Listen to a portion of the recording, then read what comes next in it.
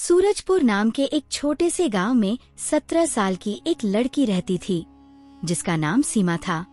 सीमा अपने बचपन से ही अनाथ थी।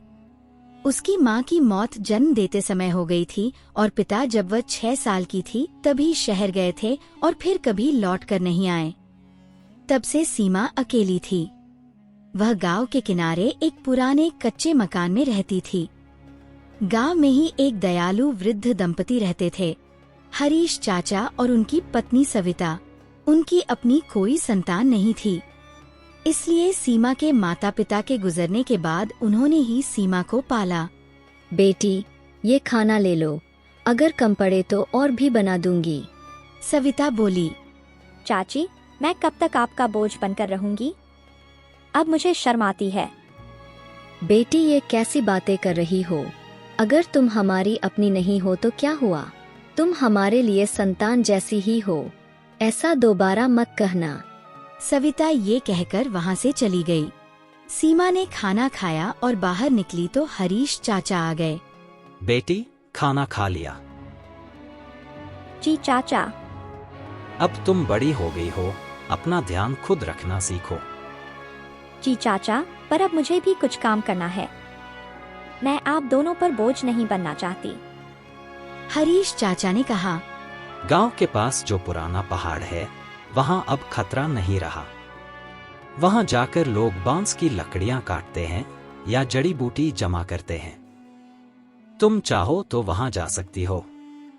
सीमा ने तय कर लिया कि वह अगले दिन पहाड़ पर जाएगी। अगली सुबह वह एक टोकरी और हंसिया लेकर पहाड़ की ओर निकल पड़ी। रास्ते में उसने सोचा, चाचा चाची ने बचपन से मुझे पाला है। अब समय आ गया है कि मैं उनके लिए भी कुछ करूं, ताकि उन्हें मेरी वजह से कभी दुख न हो। वह अभी सोच ही रही थी कि अचानक उसकी नजर एक तोते पर पड़ी। वह तोता बाकी तोतों से बड़ा और अजीब लग रहा था। सीमा ने सोचा, ये तोता मुझे ऐसे क्यों घूर रहा है? इतना कहते ही तोता उड़कर उसके पास आ गया और इंसानी आवाज में बोला, सीमा, मैं तुम्हें पहचानता हूँ। तुम शंकर की बेटी हो।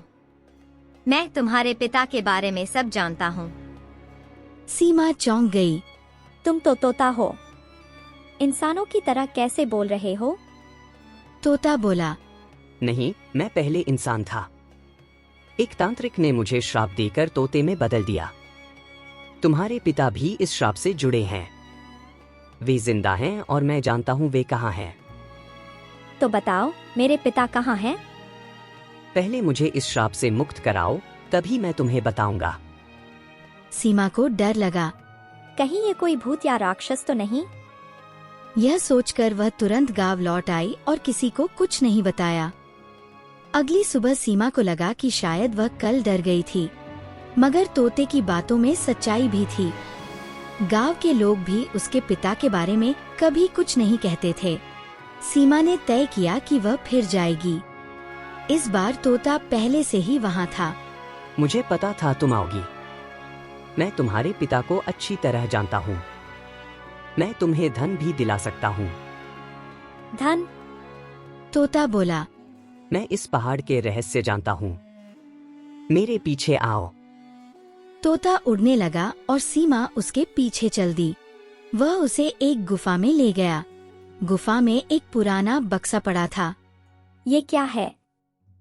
सीमा ने बक्सा खोला तो उसमें सोना चांदी और रत्न थे। तोता बोला, ले इन्हें घर ले जाओ। फिर कल पूर्णिमा की रात आकर इस बोतल को, उसने एक छोटी शीशे की बोतल दिखाई, तोड़ देना। तभी मैं श्राप से मुक्त हो जाऊंगा और तुम्हें तुम्हारे पिता से मिलवाऊंगा। क्या मैं अभी इसे तोड़ दूं? नहीं, केवल पूर्णिमा की रात ही इसे तोड़ा जा सकता है। सीमा ने सिर हिलाया और बक्सा लेकर घर आ गई। घर पहुंचकर जब हरीश चाचा और सविता ने बक्सा देखा तो चौंक गए। बेटी, ये रत्न कहाँ से आए? कहीं ये राजा के खजाने के तो नहीं? सीमा को कोयल, तोते की चेतावनी याद थी, इसलिए उसने झूठ बोल दिया कि पहाड़ पर खुद मिला। हरीश चाचा डर गए। हमें तुरंत ये राजा को लौटा देना होगा, नहीं तो सजा मिलेगी।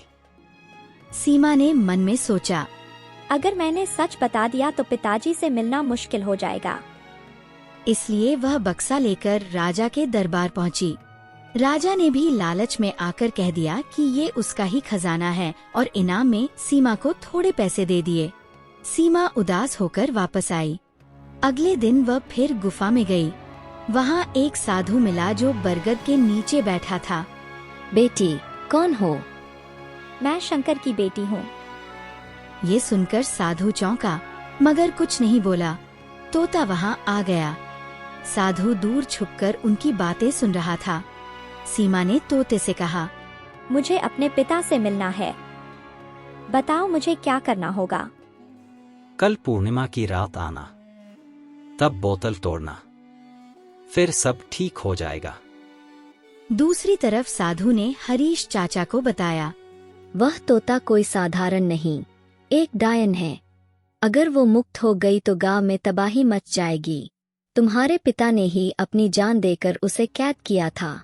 हरीश चाचा ने सीमा को समझाने की कोशिश की, मगर वह नहीं मानी। पूर्णिमा की रात सीमा गुफा में गई। तोता बोला, जल्दी बोतल तोड़ो, वरना पिताजी से नहीं मिल पाओगी। तभी साधु और हरीश चाचा आ गए। सीमा, मत तोड़ो, यह डायन है। तेरे पिताजी ने अपनी जान देकर इसे कैद किया था। तोता चिल्लाया, ये सब झूठ बोल रहे हैं। सीमा भ्रम में पड़ गई, मगर पिता को पाने की चाह में उसने बोतल तोड़ दी। तोता तुरंत एक डरावनी डायन बन गया। धन्यवाद सीमा, अब मैं आजाद हूँ। अब तुम्हें कोई नहीं बचा सकता। सीमा को गलती समझ आई। चाचा, मैंने गलती कर दी। अब क्या होगा? बस एक ही रास्ता है। जिसे मुक्त किया है उसे कुर्बानी देनी होगी। मैंने गलती की है तो कुर्बानी भी मैं ही दूंगी।